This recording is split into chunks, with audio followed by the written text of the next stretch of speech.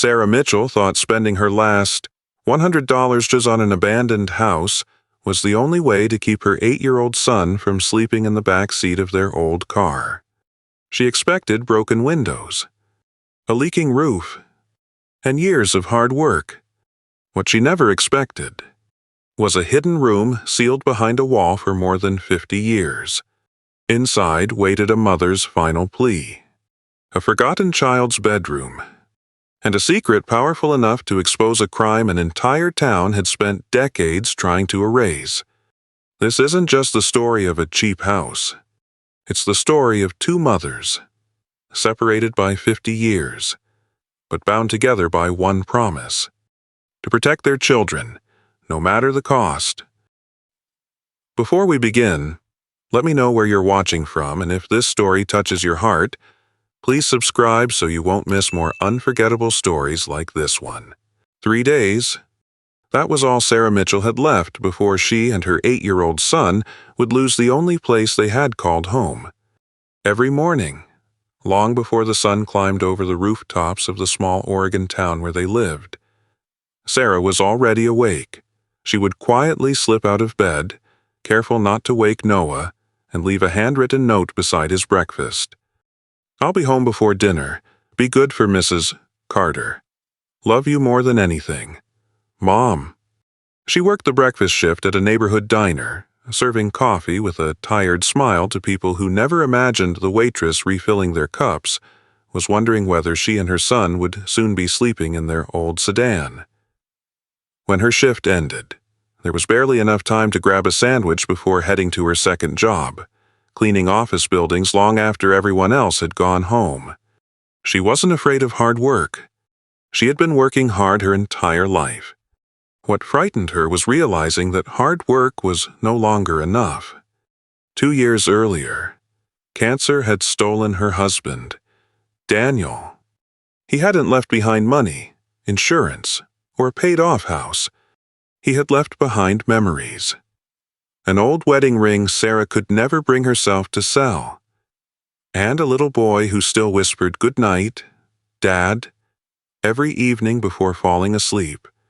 Sarah never corrected him. She simply kissed Noah's forehead, turned off the light, and quietly closed his bedroom door before allowing herself to cry where he couldn't see. The overdue bills covered almost every inch of the kitchen table: electricity, rent, medical debt from Daniel's treatments, school expenses. She had paid whichever bill screamed the loudest each month, praying another could wait just a little longer. Eventually, nothing could wait anymore. The eviction notice arrived on a rainy Tuesday afternoon. 3 days. No extensions. No exceptions. She read the letter 3 times before folding it neatly and placing it inside a drawer. Not because she accepted it, but because she couldn't bear letting Noah see it. That evening, while eating macaroni and cheese from chipped bowls, Noah looked across the table and smiled. "Mom, when I grow up, I'm going to buy you the biggest house in the world." Sarah laughed softly. "I don't need the biggest house.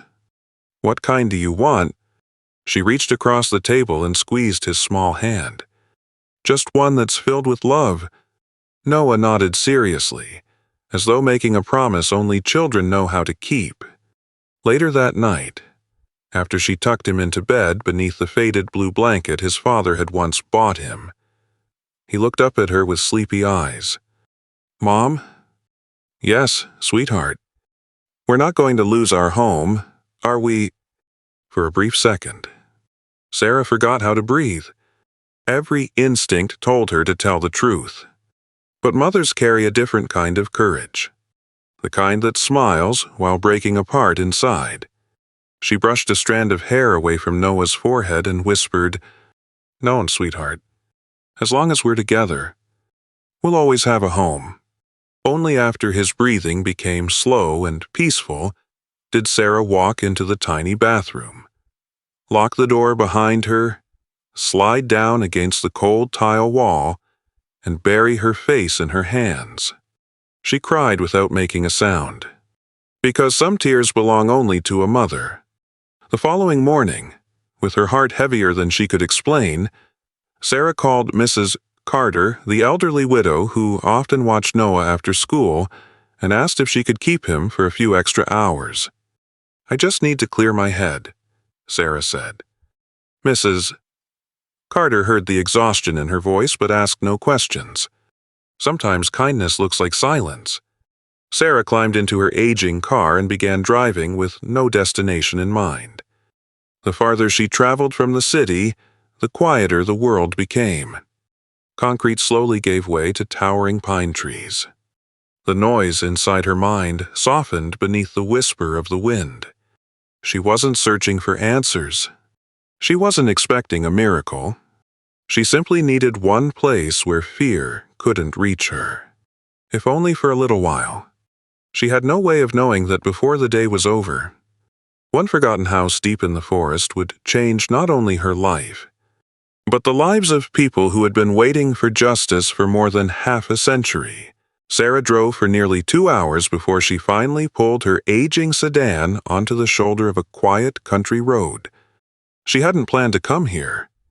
In truth, she hadn't planned anything at all. She had simply needed to get away from the overdue bills scattered across her kitchen table, from the eviction notice tucked inside a drawer, and from the fear that followed her everywhere she went. The farther she drove, the quieter the world became. Busy streets gave way to winding roads. Concrete disappeared beneath towering pine trees that stretched toward the sky like silent guardians. She rolled down the window and breathed deeply. For the first time in weeks, the air smelled of damp earth, pine needles, and summer rain instead of cleaning chemicals and restaurant grease. It was peaceful. Painfully peaceful.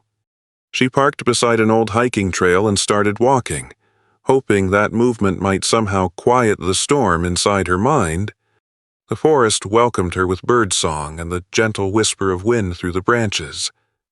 Sunlight filtered between the trees, painting golden patches across the narrow dirt path. For a little while, she forgot about everything. Then she saw it. Half hidden behind thick vines and overgrown bushes stood an old 2-story house. Time had not been kind to it. Several windows were broken. The porch leaned slightly to one side. The roof sagged beneath years of neglect, and climbing ivy covered much of the faded wooden exterior. Yet, despite its condition, the house didn't feel abandoned. It felt waiting, as though it had been standing there in silence, hoping someone would notice it again. Sarah slowly walked closer. Every step made the old wooden porch groan softly beneath her feet. A rusted mailbox leaned crooked near the driveway, its faded paint almost completely gone. There was no family name, no address numbers, nothing to tell her who had once called this place home. She rested her hand on the porch railing. The wood was weathered, but surprisingly solid. "Who lived here?" she whispered. Only the wind answered. She turned to leave. Then something caught her eye. Nearly buried beneath weeds beside the driveway was an old wooden sign. Curious. She knelt down and brushed away years of dirt and fallen leaves. The faded letters slowly came into view. County Property Auction. Saturday, 10 hours M. Minimum bid $100. Sarah stared at the number. $100. She blinked and looked again. Surely she had read it wrong. $100 couldn't even pay a week's rent. How could it possibly buy an entire house? A quiet laugh escaped her lips. Not because anything was funny. Sometimes life became so unbelievable that laughter was the only thing keeping tears away. She pulled out her phone and searched the county property records. The listing was real. The property had been abandoned for decades. No current owner. No unpaid legal claims. No active disputes. Just an old house sitting quietly in the middle of nowhere. But something didn't make sense. If it could really be purchased for only $100. Why had no one bought it? As she stood there wondering, the sound of an approaching engine broke the silence. An old pickup truck slowed beside the road. The elderly driver rolled down his window and looked toward the house before glancing at Sarah. "You thinking about buying that place?" he asked. Sarah smiled politely. "I was just looking." The man's expression grew serious. "If I were you—" He hesitated. "I'd keep driving." Sarah frowned. "Is it dangerous?" He looked back toward the house for several long seconds. "I've lived around here close to 40 years, he finally said. "I've never known anyone who stayed there very long." "What happened to them?" The old man shrugged. "They just left. No accidents. No. No murders. No. So why does everyone avoid it?" He let out a slow sigh. "Some places carry stories." With that, he rolled up his window and drove away without another word. Sarah watched until the truck disappeared around the bend.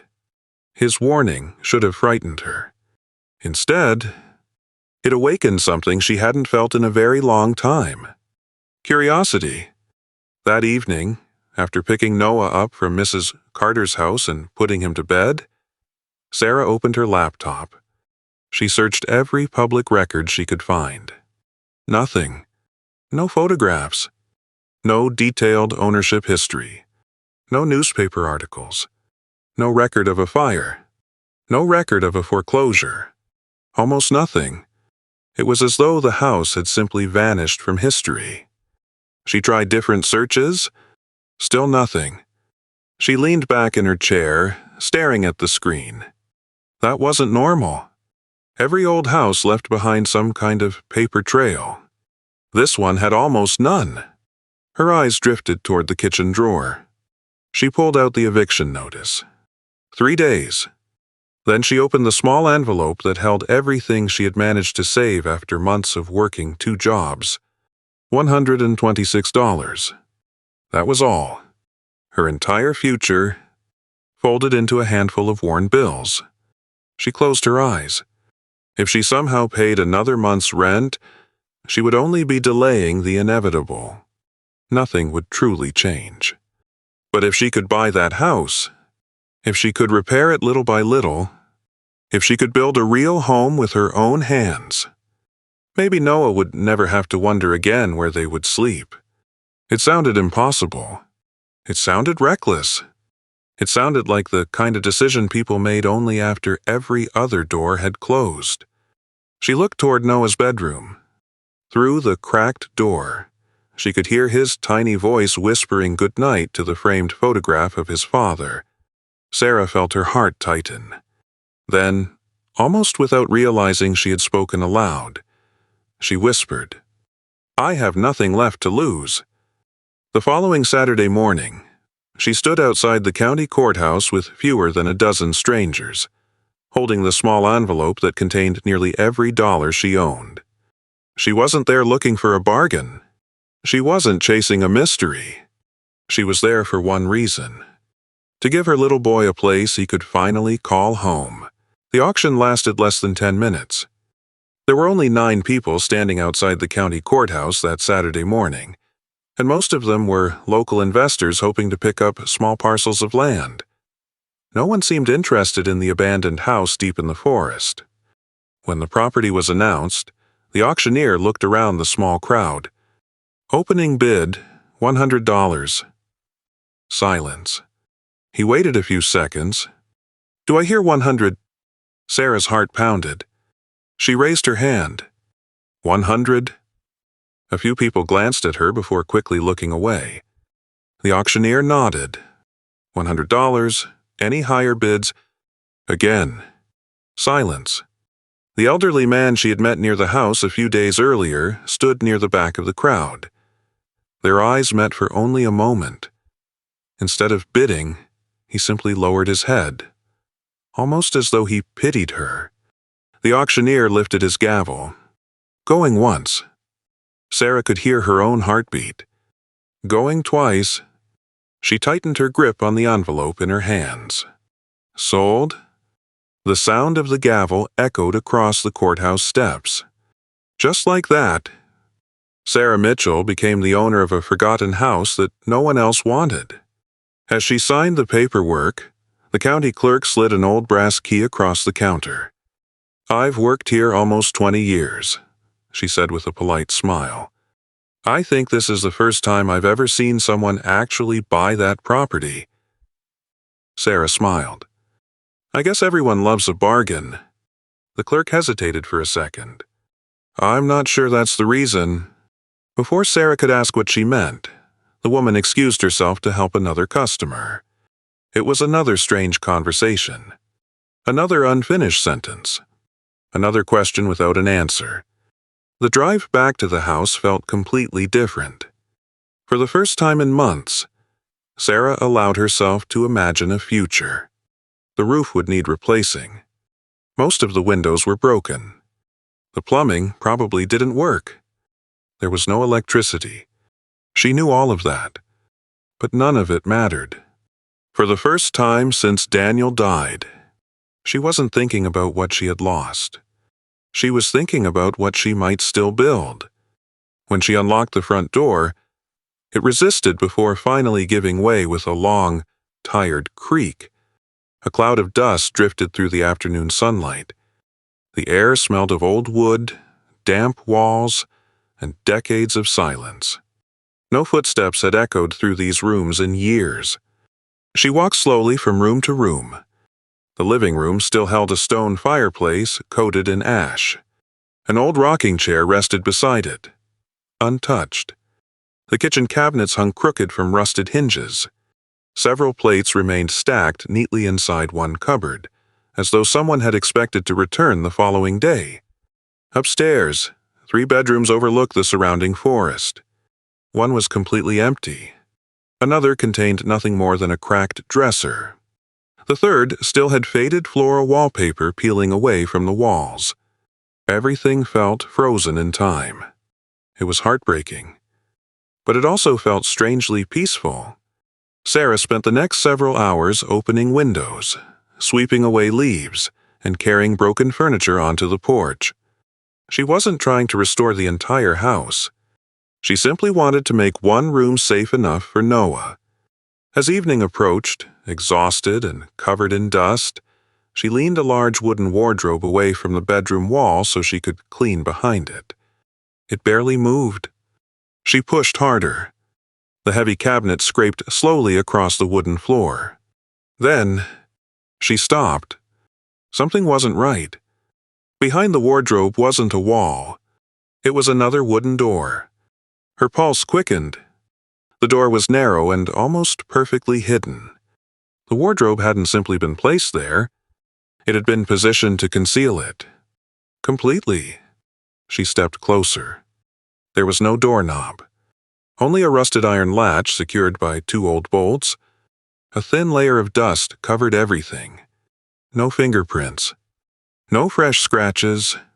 Nothing suggested anyone had touched it in decades. Sarah ran her fingers across the rough wood. Why would someone hide an entire door? For a moment, she considered leaving it alone. But curiosity had already taken hold. She found an old hammer downstairs and carefully struck the rusted bolts. The first one broke free after several blows. The second took longer. Finally, with one last hit, it fell onto the floor. The house became completely silent. Sarah wrapped both hands around the iron latch. It resisted. She pulled harder. The old hinges groaned loudly, as though protesting after years of being disturbed. A cold breath of stale air drifted out from the darkness beyond. She instinctively stepped back. Her flashlight trembled slightly in her hand. Slowly, she pointed the beam through the narrow opening. Dust floated through the light like tiny stars. Then the room came into view. A small wooden bed, a faded blue quilt, a child's rocking horse standing perfectly upright, shelves filled with old storybooks, a tiny pair of shoes resting neatly beside the bed. Nothing looked ransacked. Nothing looked abandoned. It looked as though someone had closed the door one evening, planning to come back the next morning, but they never did. Sarah's breathing became shallow. She stepped carefully inside. The room was astonishingly clean compared to the rest of the house, protected for decades from sunlight, rain, and time itself. Then her flashlight settled on a small wooden desk in the corner. Resting neatly on top was a leather-bound journal, and beside it, a single folded envelope. Across the front, written in faded blue ink, were words that sent a chill through her entire body. For whoever finds this room, Sarah stood frozen in the center of the hidden room, unable to take her eyes off the worn leather journal and the folded envelope resting beside it. The silence was overwhelming. It wasn't the ordinary silence of an empty house. It was the kind of silence that seemed to carry memories. Slowly, she reached for the envelope. The paper had turned brittle with age, and she was careful not to tear it as she unfolded it. The handwriting was elegant but uneven, as though the writer's hands had been trembling. It began with only one sentence. "If you're reading this, then someone finally found us." Sarah felt a chill run down her spine. She lowered herself onto the small wooden chair beside the child's desk and continued reading. "My name is Eleanor Hayes. If the people who did this are still alive, they will tell everyone we simply disappeared. They will say we left. They will say we abandoned our home. None of it is true." Sarah's heartbeat quickened. She turned the page. "My husband refused to sell this land. He believed the forest should belong to the families who lived here, not to the wealthy men who wanted to destroy it. They warned him. Then they threatened him. One night, he never came home." Sarah slowly covered her mouth. The room suddenly felt smaller, the air heavier. She continued reading. "After my husband disappeared, they began coming for us. I knew they were watching the house. I knew they wanted people to believe we had vanished on our own. So I built this room. Not to hide forever. Only long enough for someone honest to find the truth." Sarah looked around. For the first time, she noticed how carefully everything had been arranged. The tiny bed had been made with perfect care. Children's books remained neatly stacked. A stuffed rabbit sat beside the pillow. Nothing had been left to chance. Everything in this room had been prepared with love. The journal continued. "Every night my son asked me the same question. 'Mom, are we going to be okay?' And every night I lied. Because mothers sometimes carry hope their children cannot." Sarah stopped reading. Her eyes filled with tears. The word sounded painfully familiar. Only a few nights earlier, Noah had asked almost the exact same question. "Mom, we're not going to lose our home. Are we?" Sarah remembered smiling through tears. Remembered pretending everything would somehow be all right. For the first time since discovering the room, this was no longer someone else's story. It was beginning to feel like her own. Separated by half a century, two mothers had stood in different houses, facing different enemies, yet carrying exactly the same fear, the fear of failing the child who trusted them more than anyone else. Sarah wiped her eyes and opened the journal again. The final entries had become hurried. The handwriting grew shakier with every page. "If we don't survive, please don't let anyone believe we abandoned our home. Please don't let my son become another forgotten name. Tell someone. Tell everyone. Truth deserves to outlive fear." The last page ended abruptly. No signature. No explanation. Only a dark stain where the ink had spread across the paper. Sarah gently closed the journal. She sat in complete silence for several minutes. The evening sun slipped through a tiny crack in the hidden room, casting a warm beam of light across the little wooden bed. She imagined a frightened little boy sleeping there decades ago. She imagined a mother sitting exactly where she was now, listening for footsteps outside, praying morning would come. Suddenly, this old house no longer felt abandoned. It felt interrupted. as though an entire family's life had been frozen in a single terrible moment. Sarah carefully looked around the room once more. Inside one drawer, she found faded family photographs. A smiling husband standing beside Eleanor. A little boy holding a fishing pole almost twice his height. Birthday candles. Christmas mornings. Simple moments that looked exactly like the memories every family hopes to keep forever. Until one day, they simply stopped. She gathered the journal, the letter, and the photographs into a small cardboard box. Not because she wanted to own them, because she believed someone deserved to remember them.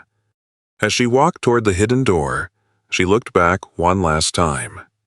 "I don't know what happened to you," she whispered into the quiet room. "But I promise, you won't be forgotten again." The word surprised even her. Just days earlier, she had entered this house believing it was nothing more than a cheap place to rebuild her life. Now, she realized she hadn't simply bought an abandoned house, she had inherited someone's unfinished story. And deep in her heart, she knew one thing with absolute certainty. She could no longer walk away. Not after hearing one mother's final plea, not after recognizing her own reflection in the fears of a woman who had lived 50 years before her. Because some promises are made to the living, and some are made to those whose voices have waited decades to be heard. Sarah barely slept that night. The journal lay on the kitchen table beside the faded photographs she had found inside the hidden room. Every few hours, she would pick it up again, reread a page, and wonder how an entire family could simply disappear without anyone asking questions. The more she thought about it, the less she believed it had been an accident. The next morning, after dropping Noah off at Mrs. Carter's house, Sarah drove to the county library. If Eleanor Hayes and her family had really lived there, someone had to remember them. Libraries had a way of remembering what people forgot. An elderly librarian greeted her with a warm smile. "Can I help you find something?" Sarah hesitated before placing one of the old family photographs on the counter. "I'm looking for any information about this family." The librarian adjusted her glasses and studied the picture. For several seconds, she said nothing. Then something in her expression changed. "I've seen this woman before." Sarah leaned forward. "You have?" The librarian nodded slowly. "Not in person, but in old newspaper archives." She disappeared into a back room and returned carrying several thick binders filled with local newspapers dating back decades. Together, they spent the next 2 hours turning brittle pages. Nothing. Page after page contained weddings, town fairs, school events, business advertisements, but not a single mention of Eleanor Hayes. Then Sarah noticed something strange. One entire week's newspapers had been replaced. The dates were correct. The paper looked authentic. But every front page appeared newer than the others. Almost too new. She frowned. "These don't match the rest." The librarian looked surprised. "I've never noticed that before." Sarah carefully compared the pages. The printing style was slightly different. The paper quality had changed. Even the ink looked darker. Someone had replaced an entire week's worth of newspapers. But why? The librarian quietly closed the binder. "That's impossible," she whispered. "Unless someone wanted those originals to disappear." A chill ran through Sarah. For the second time in 2 days, she felt as though invisible hands had been trying to erase the past. That afternoon, she visited the county records office. The clerk searched property files dating back more than 50 years. Again, something was missing. "There should be ownership records here," the clerk muttered. "But they're gone." "Gone?" He nodded. "It's like someone removed only the files connected to that address." Sarah felt her stomach tighten. It was no longer just the journal, or the hidden room. Now official records were disappearing too. One missing document might be an accident. Several missing documents never were. On her way home, Sarah stopped at a small diner for coffee. She couldn't stop thinking about Eleanor's final words. Please don't let them erase us. For the first time, those words no longer sounded dramatic. They sounded literal. Someone really had tried to erase an entire family.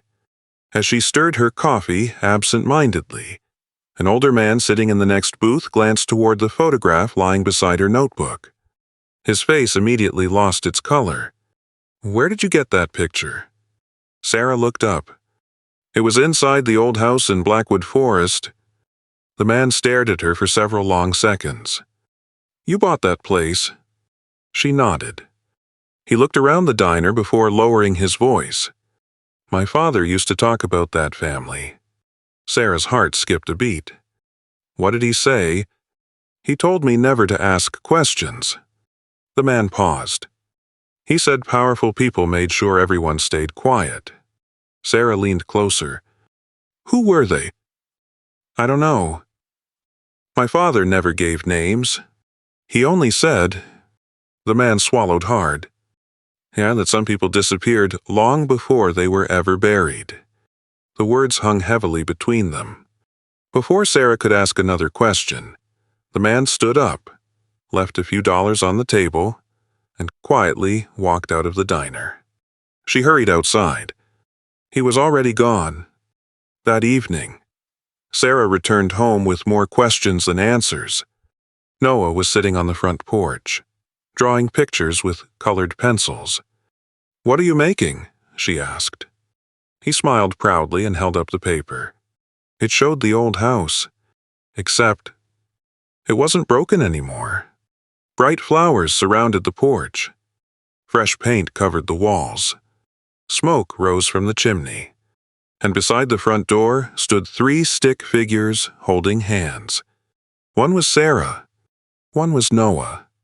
The third had wings. "Dad still lives with us," Noah said softly. "We just can't see him." Sarah felt tears gather in her eyes. She pulled him into a tight embrace. For a few moments, neither of them spoke.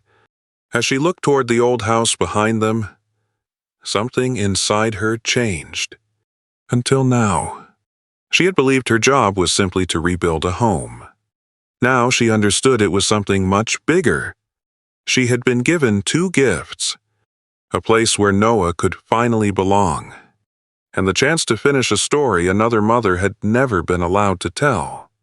That night, after Noah had fallen asleep, Sarah carefully photographed every page of Eleanor's journal, every family picture, every handwritten note. She backed them up onto her laptop and saved copies online. If someone had spent 50 years trying to erase this family, they would never be able to erase them again. As she closed her computer, one thought echoed in her mind. She couldn't uncover the truth alone. Sooner or later, she would need someone who knew how to expose secrets that powerful people wanted hidden. She didn't know who that person was yet. But somewhere, the next chapter of Eleanor's story was already waiting to find her. The next morning, Sarah made a decision that frightened her almost as much as opening the hidden room. She stopped searching for answers alone. Instead, she picked up the phone. After calling 3 local newspapers and hearing 3 polite rejections, she almost gave up. Most editors weren't interested in a decades-old mystery buried inside an abandoned house. "There isn't enough evidence," one reporter told her. Another suggested contacting the Historical Society instead. By lunchtime, Sarah was beginning to wonder if Eleanor's story would disappear all over again. Then she found one final name: Michael Reynolds. He wasn't a television journalist. He wasn't famous. He wrote long investigative articles for a small independent newspaper that most people had never heard of. But Sarah noticed something while reading his work. He didn't chase sensational headlines. He chased forgotten people. She left him a voicemail. "I don't know if you'll believe me," she said, her voice trembling. "But I think I've found proof that an entire family was erased from this town's history." She almost deleted the message before sending it. Instead, she pressed the button. The phone rang the following afternoon. "Mrs. Mitchell, this is Michael Reynolds. I think we should meet." 2 days later, Michael arrived at the old house carrying nothing more than a notebook, a camera, and a quiet curiosity. He looked to be in his early 40s, with tired eyes that suggested he had spent years listening to people no one else believed. Sarah led him upstairs. Neither of them spoke as she slid the heavy wardrobe away from the wall. When Michael saw the hidden door, he stopped writing. "You never told me about this. I wanted you to see it yourself." They entered the room together. Michael examined every detail carefully. He photographed the child's bed, the rocking horse, the tiny shoes beside it. Finally, Sarah handed him Eleanor's journal. He read the first page, then the second. By the fourth page, he quietly removed his glasses. For nearly a minute, he simply stared at the journal without speaking. "I've investigated corruption for almost 15 years, he finally said. "I've seen people hide money. I've seen people hide evidence, but I've never seen anyone try to erase an entire family." Sarah looked at him. "So you believe me?" He nodded slowly. "I believe someone wanted this story buried." Over the next several weeks, the two of them worked together almost every day. Michael interviewed retired police officers, former courthouse employees, elderly residents who had lived in the county their entire lives. Most remembered nothing. Some claimed they had never heard the Hayes family name. Others suddenly ended the conversation the moment Sarah mentioned the old house. One elderly woman quietly closed her front door after whispering, "My father warned us never to speak about them." Another man looked genuinely frightened. "Leave it alone," he said. "Some secrets survive because people are afraid of what happens when they don't." The more doors they knocked on, the more obvious it became that fear hadn't disappeared with time. It had simply grown old. One rainy afternoon, Michael rushed into the house carrying a weathered cardboard box. "I found something." Sarah immediately set down the paintbrush she had been using to restore the front porch. "What is it?" "A retired courthouse janitor kept documents people were told to throw away." Inside the box were dozens of aging files, receipts, property maps, council meeting minutes. Most had nothing to do with Eleanor. Then Michael unfolded one yellow document. It was dated just 3 weeks before Eleanor's husband disappeared. Across the bottom were several signatures approving a large commercial logging project. One signature caught Sarah's attention. The surname matched one of the wealthiest families still living in the county. The same family whose name appeared on schools, parks, and charitable foundations throughout the town. Michael looked at her. "I think your journal and these documents are finally starting to tell the same story." Sarah felt her pulse quicken. For the first time, the mystery had become more than a collection of unanswered questions. It was beginning to look like a cover-up.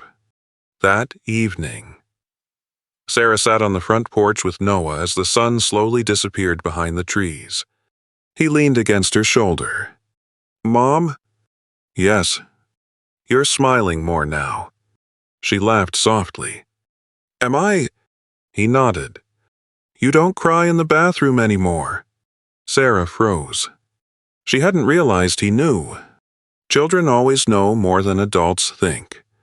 She wrapped her arm around him. "I've been trying to be brave." "You already are." His answer came so naturally that it caught her off guard. "You are." "No." He smiled. "You are." Sarah kissed the top of his head, fighting back tears. Only weeks earlier, she had believed her life was falling apart. Now she understood something she had never seen before. Strength wasn't the absence of fear. It was choosing to keep moving, even while fear walked beside you. As darkness settled over the old house, Sarah looked toward the upstairs window where the hidden room remained untouched. When she first arrived, she thought she had come there searching for a home. Instead, she had found a purpose. She wasn't just restoring old walls anymore. She was restoring forgotten lives.